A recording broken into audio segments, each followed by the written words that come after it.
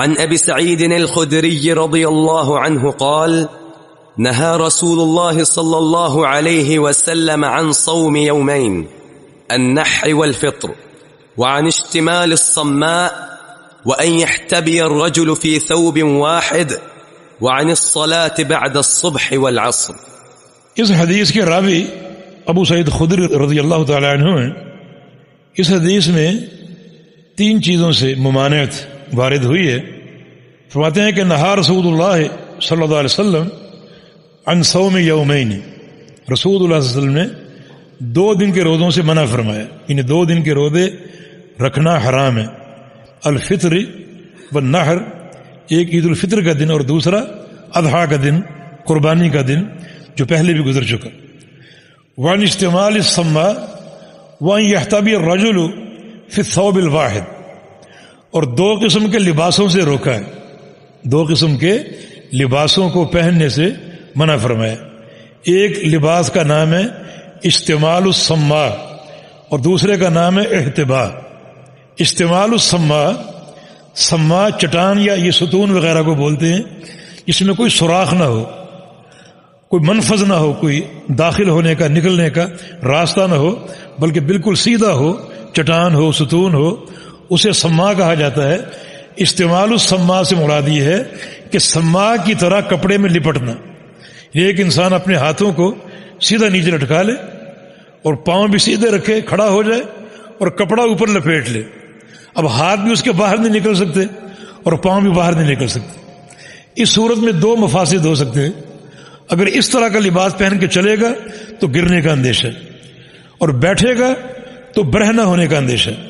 تو شریعت نے حسن ادب کے طور پر اس لباس سے منع فرما دیا.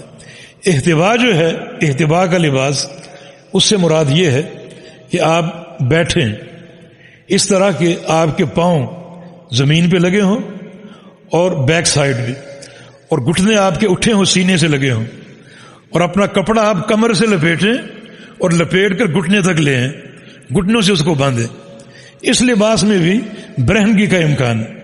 یعنی آپ کے گھٹنے اٹھے ہوئے ہیں، پاؤں آپ کے اٹھے ہوئے، ٹانگیں آپ کی اٹھی ہوئی ہیں، اور آپ نے کپڑا اپنی کمر سے گھٹنوں پر لپیٹا ہوا ہے، نیچے کچھ نہیں پہنا ہوا، ایک ہی کپڑا ہے.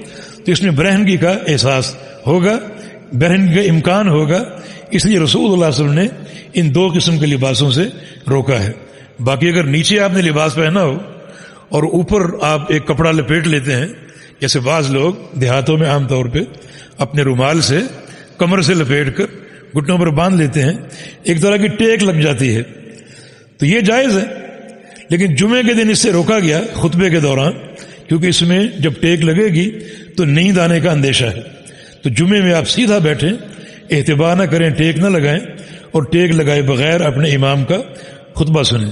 اور اگر جمعے میں اس طرح آپ بیٹھے، نیچے کچھ نہیں پہنا ہوا، یہ ایک ہی لباس ہے، تو پھر وہ تو پہننا بھی ناجائز ہے، اور اس طرح جمعے کے دن اس کو اختیار کرنا بھی حرام اور ناجائز. اور 2 قسم کی نمازوں سے منع فرمائے. وعن الصلاۃ بعد الصبح والعصر، فجر کی نماز کے بعد سورج کے طلوع ہونے تک، اور عصر کی نماز کے بعد سورج کے غروب ہونے تک آپ نے ہر قسم کی نماز سے منع فرمایا. وجہ اس کی یہ ہے کہ ان 2 اوقات میں جو سورج کے پجاری عباد الشمس ہیں، ان کی عبادت کے یہ اوقات، جو سورج کے پجاری وہ سورج کے غروب ہوتے وقت اور سورج کے طلوع ہوتے وقت اپنی عبادت انجام دیتے ہیں. اور شریعت بڑی باغیرت، شریعت عبادت کے تعلق سے بھی کفار کی مشابہت کو پسند نہیں کرتی. یہ ہماری شریعت کی غیرت اور ایک خودداری ہے. ہم اپنی عبادت کے امور میں اپنی نگاہیں سیدھی رکھیں گے اپنے پیارے پیغمبر کی طرف کہ آپ کی تعلیم کیا ہے اور آپ کی سنت کیا ہے. ایسی ہر وہ عبادت جس میں کفار کا تشبہ ہو، یہود و نصارہ کا تشبہ ہو، اسے انجام دینے سے شریعت نے روکا ہے. تو چونکہ یہ 2 اوقات ایسے ہیں جن میں عباد الشمس اپنی عبادت کرتے ہیں، لہذا ہم کوئی نماز نہ پڑھیں تاکہ ان سے مشابہت نہ ہو. ہاں، اگر ایسی نماز ہو جس کی کوئی وجہ بن جائے، کوئی سبب بن جائے، وہ نماز پڑھ سکتے ہیں، کیونکہ اس وقت نماز پڑھنا اس سبب کی بنا پر ہے، ان کے تشبہ کی بنا پر نہیں ہے. بلا وجہ پڑھیں گے تو یہ مشابہت ہوگی. کوئی وجہ ہوگی تو مشابہت نہیں ہوگی. وہ نماز آپ اس مشابہت کی بنا پر نہیں بلکہ اس وجہ کی بنا پر. جیسے عصر کے بعد سورج گرہن ہو جاتے، عصر کے بعد سورج گرہن، تو سورج گرہن کی نماز آپ پڑھ سکتے ہیں، وجہ بن گئی. جاننے والے جانتے ہیں، دیکھنے والے جانتے ہیں کہ یہ نماز کسی کی مشابہت کی بنا پر نہیں بلکہ سورج گرہن کی نماز ہے. عصر کے بعد آپ مسجد میں داخل ہوئے، بیٹھنا چاہتے ہیں تو آپ تحیۃ المسجد پڑھ کر بیٹھیں، سبب ہے، وجہ ہے. آپ کو معلوم ہے کہ یہ نماز کسی کے تشبہ کی بنا پر نہیں بلکہ تحیۃ المسجد ہے.